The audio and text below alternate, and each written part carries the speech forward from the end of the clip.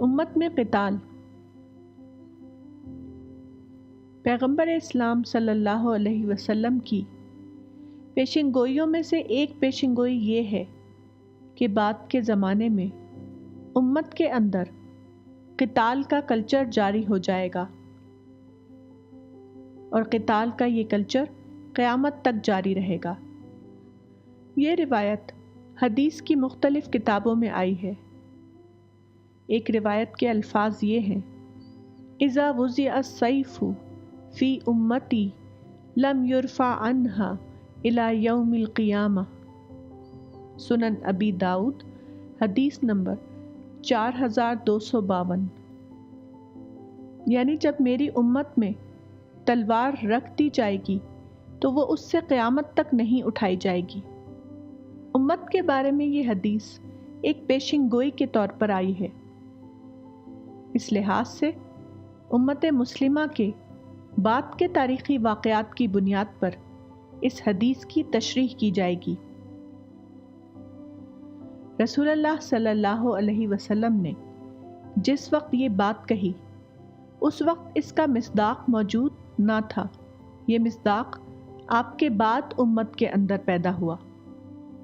اس لیے اس حدیث کی تشریح کا صحیح طریقہ یہ ہے کہ امت کے بعد کے زمانے میں اس کا مصداق تلاش کیا جائے اور پھر اس کی روشنی میں اس حدیث کی شرح کی جائے۔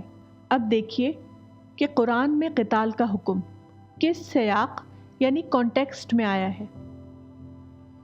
یہ بات قرآن کی اس آیت سے معلوم ہوتی ہے: وَقَاتِلُوهُمْ حَتَّى لَا تَكُونَ فِتْنَةٌ وَيَكُونَ الدِّينُ كُلُّهُ لِلَّهِ، یعنی اور ان سے جنگ کرو یہاں تک کہ فتنہ باقی نہ رہے اور دین سب اللہ کے لیے ہو جائے۔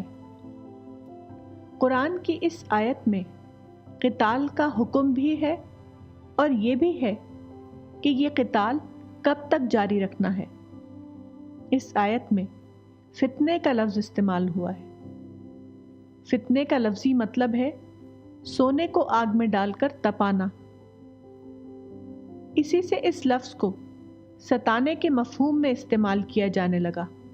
قرآن کی اس آیت میں فتنہ کا لفظ مذہبی ایذا رسانی یا ریلیجیس پرسیکیوشن کے معنی میں آیا ہے۔ پیغمبر اسلام سے پہلے دنیا میں مذہبی رواداری، ریلیجیس ٹالرنس کا وجود نہ تھا۔ اس زمانے میں غالب گروہ کے خلاف مذہب اختیار کرنے والے کو مذہبی ایذا رسانی کا شکار بنایا جاتا تھا۔ یہ کلچر خالق کے تخلیقی نقشے یا کریشن پلان کے خلاف تھا۔ چنانچہ رسول اور اصحاب رسول کو یہ حکم دیا گیا کہ مذہبی ایذا رسانی یعنی فتنہ کے خلاف جنگ کر کے اس کو ختم کر دو، تاکہ تخلیقی نقشے کے مطابق دنیا میں مذہبی آزادی کا دور آ جائے۔ پیغمبر اسلام صلی اللہ علیہ وسلم کا زمانہ 7ویں صدی عیسوی کے ربع اول کا زمانہ ہے۔ اس وقت جب رسول نے مذہب توحید کا مشن شروع کیا تو وہ لوگ آپ کے خلاف ہو گئے جو مذہب شرک پر قائم تھے۔ انہوں نے آپ کے خلاف تشدد اور جنگ کا طریقہ اختیار کیا۔ اس طرح دونوں گروہوں کے درمیان ٹکراؤ ہوا جو آخر کار یہاں تک پہنچا کہ مذہبی ایذا رسانی کا دور ہمیشہ کے لیے ختم ہو گیا۔ 7ویں صدی عیسوی سے اب تک کی تاریخ بتاتی ہے کہ مذہب کے نام پر ایذا رسانی کا دور اس طرح ختم ہوا کہ وہ دوبارہ عمومی کلچر کے طور پر دنیا میں رائج نہ ہو سکا۔ اس سے معلوم ہوا کہ اسلام میں قتال یعنی جنگ کا حکم ایک عارضی یا ٹیمپریری سبب سے تھا۔ جب یہ سبب ختم ہو جائے تو قتال کا حکم بھی عملاً موقوف ہو جائے گا۔ یہی اسلام کی تاریخ میں پیش آیا۔ اسلام کے ابتدائی دور میں ماضی کے تسلسل کے تحت جنگ کی صورت پیش آئی، مگر جنگ کا یہ حکم عارضی تھا۔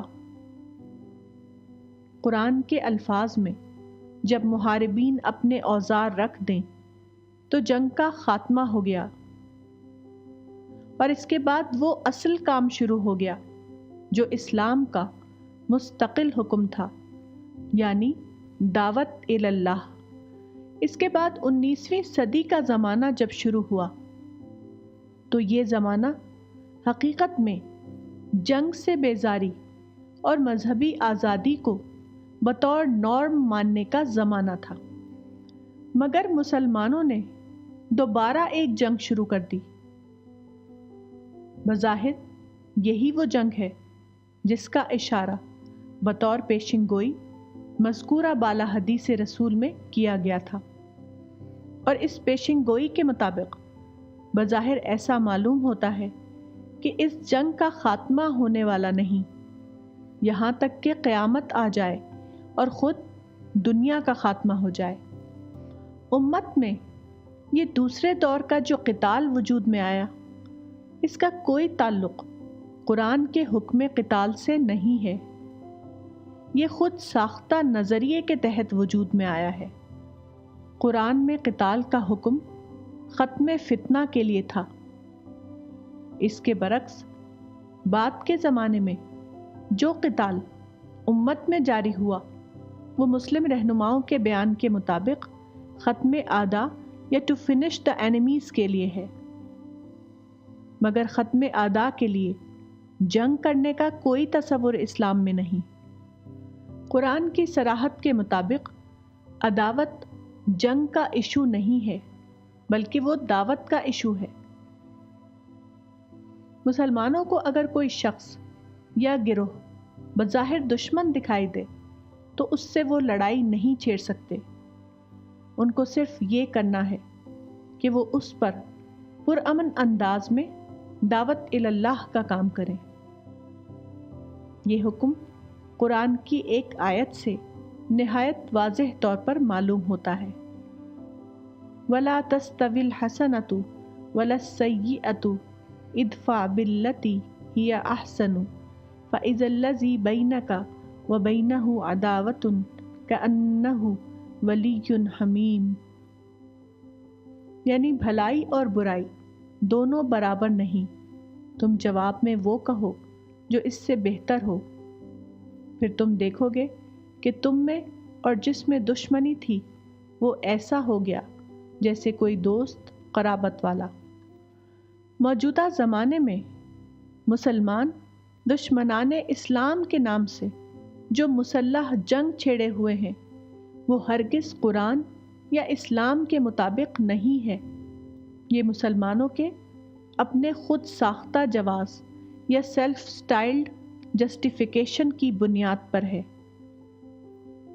یہ لوگ قرآن و حدیث کی غلط تشریح کے ذریعے اس کو درست ثابت کر رہے ہیں۔ یہ طریقہ غلطی پر سرکشی کا اضافہ ہے۔ اسی غلط توجیحات کی بنیاد پر ہم یہ دیکھ رہے ہیں کہ ان متشددانہ کوششوں کا انجام بالکل برعکس صورت میں نکل رہا ہے۔ مسلمان مسلسل طور پر ذلت آمیز شکست کا تجربہ کر رہے ہیں۔ ان کوششوں کا بے نتیجہ ہونا بلکہ کاؤنٹر پروڈکٹیو ثابت ہونا اس بات کا ثبوت ہے کہ وہ اللہ کی مرضی کے مطابق نہیں، کیونکہ قرآن میں بار بار یہ وعدہ کیا گیا ہے کہ اگر تم اللہ کے راستے میں کوشش کرو گے تو تمہاری کوشش اللہ کی نصرت سے ضرور کامیاب ہوگی۔